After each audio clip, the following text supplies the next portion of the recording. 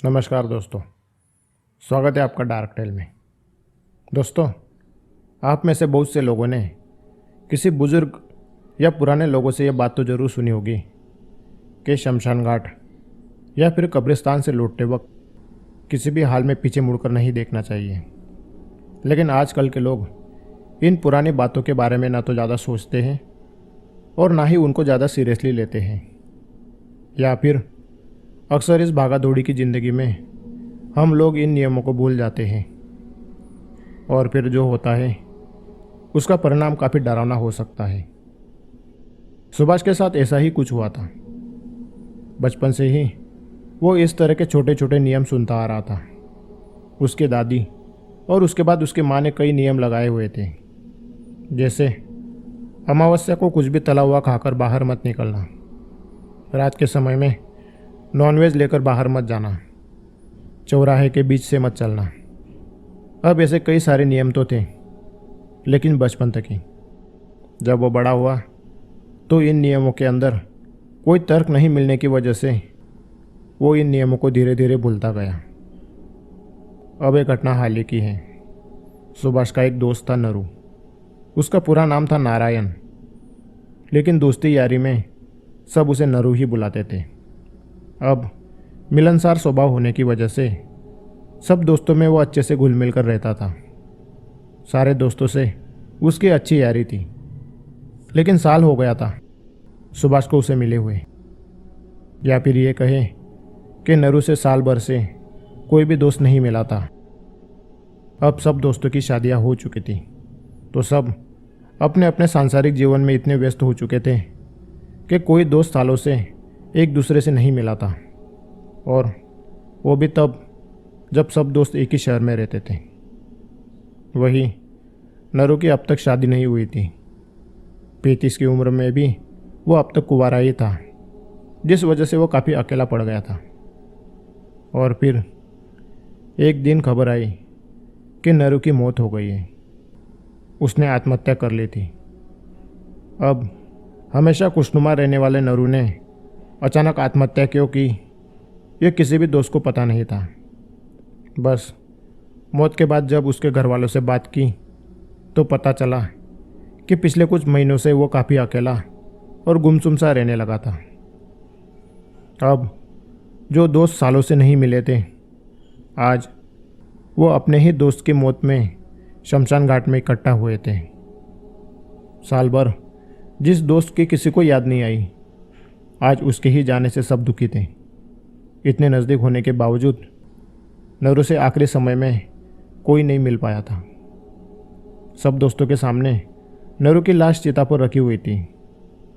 सारी विधि होने के बाद उसके भाई ने चिता को अग्नि डाल दिया। कुछ देर बाद शमशान घाट में आए हुए सारे लोगों ने नरू को अंतिम प्रणाम किया, और फिर सब लोग धीरे धीरे कर जाने लगे। सुभाष ने भी अपने बाकी दोस्तों से विदा लिया और वो अपने गाड़ी की ओर बढ़ा, लेकिन तभी किसी ने उसे पीछे से आवाज़ लगाई, सुभाष। एक जानी पहचानी आवाज़ को सुन वो पीछे मुड़ा। उसके पीछे कई सारे लोग निकल रहे थे, लेकिन आवाज़ किसने दी ये समझ नहीं आया। उसे लगा कि शायद उसने कुछ गलत सुना, इसलिए वो फिर से आगे देखकर चलने लगा। लेकिन फिर से उसे एक आवाज़ सुनाई दी, सुभाष। वो फिर से पीछे मुड़ा, लेकिन आसपास से गुजरते लोगों के बीच उसे कोई अपना जान पहचान वाला दिखाई नहीं दिया। इस बार उसे लगा कि शायद कोई और सुभाष होगा जिसे आवाज़ लगाई जा रही थी, इसलिए वो फिर से आगे की ओर देख चलने लगा। वो अपनी टू व्हीलर के पास गया। उसके बाकी सारे दोस्त निकल चुके थे, इसलिए उसने भी जाने के लिए अपनी गाड़ी निकाली, और जाने ही लगा था तभी फिर से पीछे से आवाज़ सुनाई दी, सुभाष। वो फिर से मुड़ा, लेकिन इस बार तो उसके पीछे कोई नहीं था। शमशान घाट के अंदर जमा हुए सारे लोग उसके आगे निकल गए थे और वो अकेला ही बचा था। तो फिर उसे आवाज़ किसने दी? उसने इस बात पर ज़्यादा नहीं सोचा और वो सीधा घर आ गया। शाम को खाना खाने के बाद वो ऊपर के अपने कमरे में सोने चला गया। थका हारा होने की वजह से उसे जल्द ही नींद लग गई और फिर अचानक गहरी नींद में उसे एक आवाज़ सुनाई दी, सुभाष। उसने आंखें खोलकर देखा तो बेडरूम के दरवाजे के पास नरू खड़ा था और वो उसे इशारे से अपने पास बुला रहा था। नरू को देख सुभाष एकदम से डर के मारे बिस्तर पर बैठ गया। आंखें मचलते हुए उसने फिर से दरवाजे के पास देखा, लेकिन अब वहाँ कोई नहीं था। बेडरूम के अंदर डिम लाइट थी, जिससे हर तरफ धुंधला धुंधला ही दिखाई दे रहा था। सुभाष समझ गया कि उसने कोई सपना देखा था या फिर नींद में होने की वजह से उसे भ्रम हुआ था। हालांकि उस सपने या भ्रम की वजह से उसका गला सूख गया था। उसने घड़ी की ओर देखा तो उस वक्त रात के 1:30 बज रहे थे। उसके बाजू में उसकी बीवी नीलिमा गहरी नींद में सोई हुई थी। वो पानी पीने के लिए अपने कमरे से बाहर नीचे किचन की ओर चला गया। मार्च का महीना शुरू हो चुका था। अब गर्मी भी धीरे धीरे बढ़ने लगी थी और गर्मी से उसका गला काफ़ी सूखने लगा था। इसलिए सुभाष ने फ्रिज खोला और ठंडी पानी की बोतल निकालकर पीने लगा। तभी सीढ़ियों से किसी के उतरने की आवाज़ आने लगी। उसे लगा कि शायद उसकी पत्नी भी जाग गई होगी, इसलिए उसने पानी पीते हुए कहा, तुम्हें भी ठंडा पानी पीना है क्या? लेकिन उसे कोई जवाब नहीं मिला। उसने फिर से आवाज़ दी, नीलिमा, ठंडा पानी पीना है क्या? लेकिन इस बार भी कोई जवाब नहीं मिलने की वजह से उसने फ्रिज का दरवाज़ा बंद करते हुए सीढ़ियों की ओर देखा, लेकिन वहाँ कोई नहीं था। सुभाष को यह बात बड़ी अजीब लगी, क्योंकि सीढ़ियों से उतरने की वह आवाज़ उसने साफ साफ सुनी थी। हालांकि अब रात के 1:30 बज रहे थे, तो शायद हो सकता था कि नींद में होने की वजह से उसे भ्रम हुआ हो। और यही सोचते हुए उसने बोतल फ्रिज में रख दी और दरवाज़ा बंद करके वो फिर से ऊपर के कमरे में जाने लगा। तभी सीढ़ियाँ चढ़ते हुए उसे एक आवाज़ सुनाई दी। उसने पलट कर देखा तो फ्रिज का दरवाज़ा खुला हुआ था। अब वो नींद में तो हो सकता है, लेकिन फ्रिज का दरवाज़ा बंद करना भूल जाए, इतना भी नहीं। उसे बात काफ़ी अजीब लगी, इसलिए उसने किचन की लाइट शुरू कर दी। किचन के अंदर नज़रें दौड़ाई, लेकिन किचन के अंदर कोई नहीं था। सुभाष फ्रिज के पास गया। उसने फ्रिज का दरवाज़ा फिर से बंद किया और फिर किचन की लाइट बंद करके ऊपर जाने लगा। लेकिन तभी फिर से वही आवाज़ सुनाई दी। उसने पलट कर देखा तो फ्रिज का दरवाज़ा फिर से खुला हुआ था। सुभाष अब काफ़ी डर गया था। उसके शरीर पर कांटे उभर आए। उसने किचन की फिर से लाइट शुरू की। वो फिर से फ्रिज के पास गया। इस बार उसने देखा कि फ्रिज के अंदर उसने जो पानी की बोतल रखी थी वो अब फ्रिज में नहीं, बल्कि किचन के ओटले पर थी। सुभाष डर के मारे पूरे किचन को अच्छे से देखने लगा, लेकिन पूरे किचन के अंदर कोई नहीं था। तभी पीछे से उसकी पत्नी ने आवाज़ दी, क्या हुआ? क्या ढूंढ रहे हो? नीलिमा, मैंने 2 बार फ्रिज का दरवाज़ा बंद किया था, लेकिन दोनों बार वो अपने आप ही खुल गया। ऐसा कैसे हो सकता है जी? आपने ही ठीक से बंद नहीं किया होगा। नीलिमा ने वैसा ही जवाब दिया जैसा अक्सर हर किसी की पत्नी देती है। नीलिमा सीढ़ियों से नीचे उतरते हुए फ्रिज के पास आई। उसने फ्रिज के अंदर रखे सामान को एक बार थोड़ा इधर उधर किया और दरवाज़ा लगा लिया, और दरवाज़ा इस बार अच्छे से बंद हुआ। बोला था ना, आपने ठीक से दरवाज़ा नहीं बंद किया होगा। नीलिमा का भले ही आरोप हो, लेकिन सुभाष जानता था कि उसने ठीक से दरवाज़ा लगाया था। और तो वो बोतल भी फ्रिज के अंदर ही रखी थी, जो अब ओटले पर पड़ी थी। लेकिन इस विषय पर उसने कुछ नहीं कहा और वो दोनों सोने चले गए। अगली सुबह जब सुभाष की नींद खुली तो उसके शरीर में एक अजीब सा दर्द होने लगा। कंधे ऐसे दुख रहे थे जैसे मानो घंटों से कोई भारी चीज़ उठाकर वो घूम रहा हो।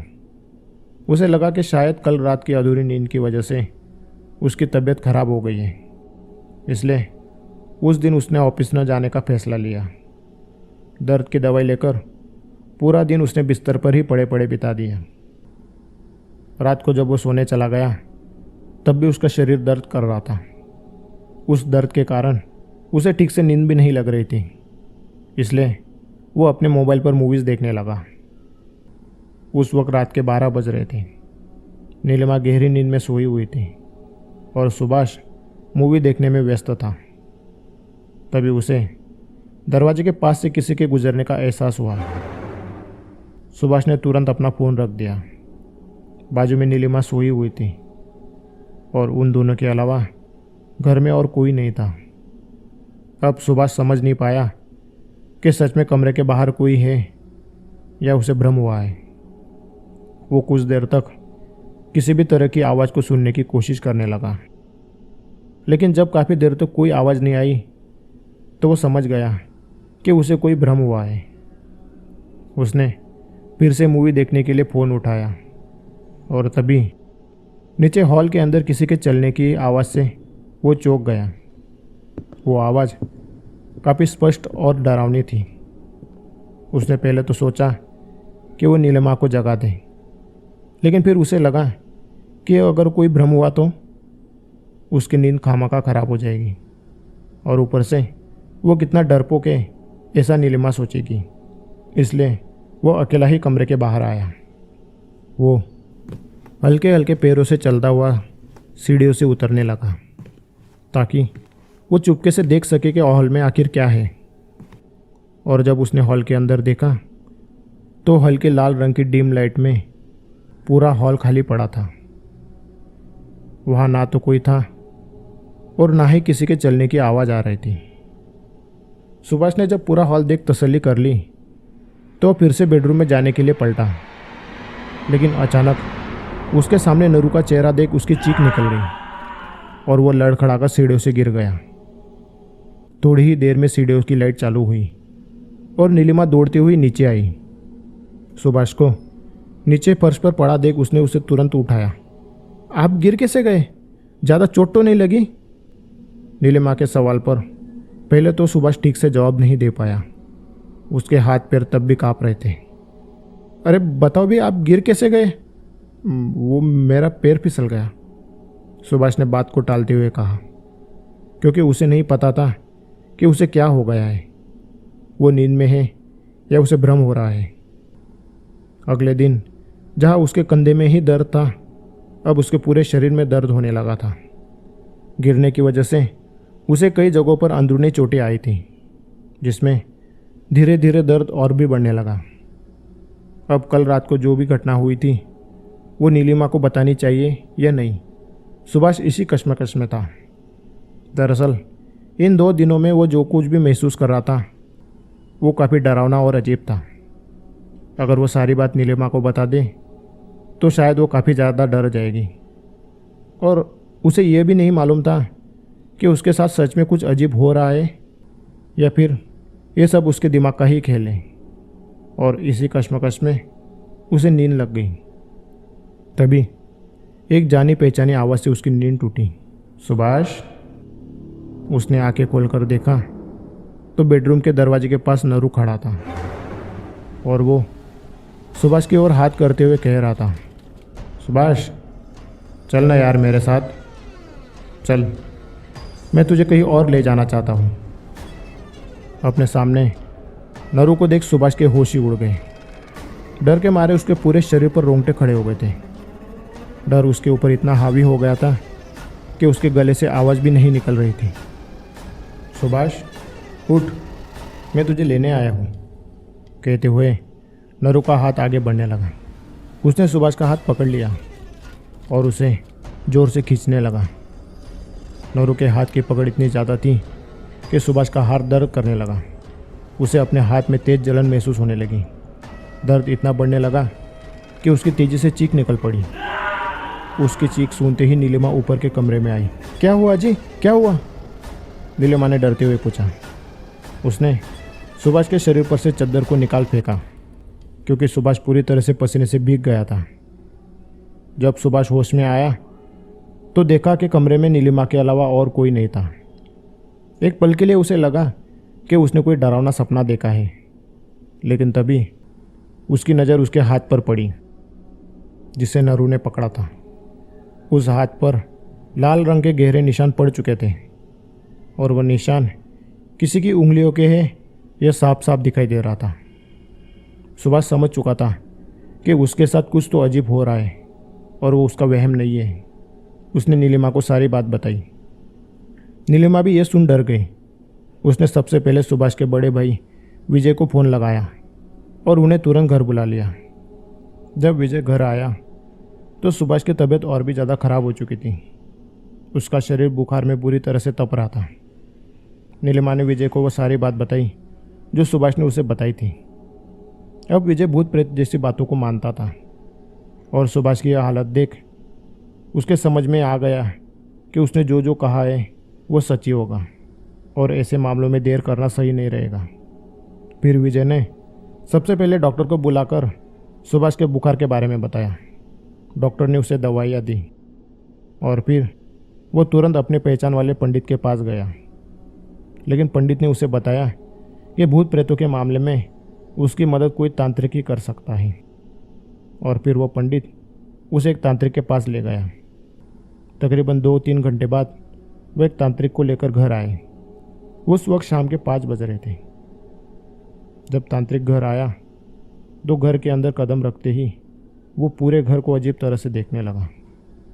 सबसे पहले हॉल, उसके बाद किचन और फिर उसके बाद वो बेडरूम में गया।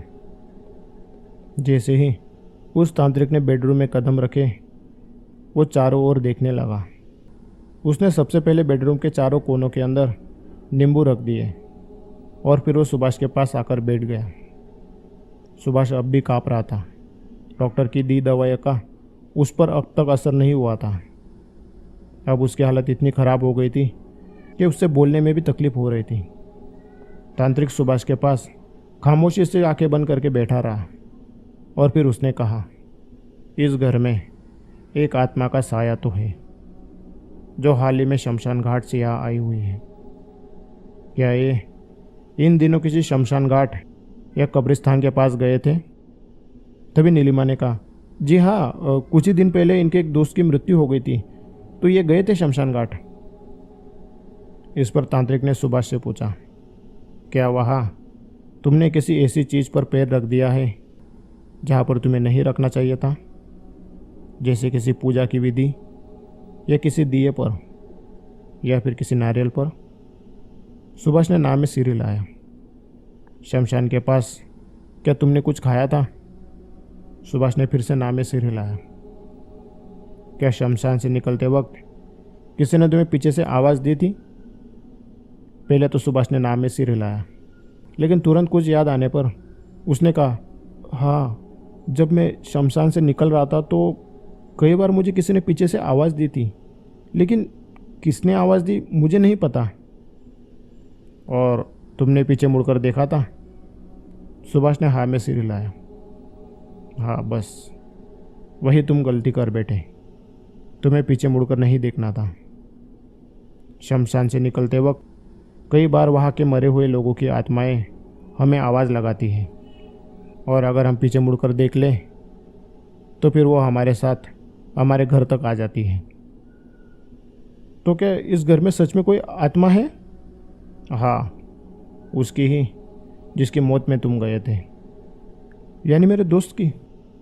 हाँ।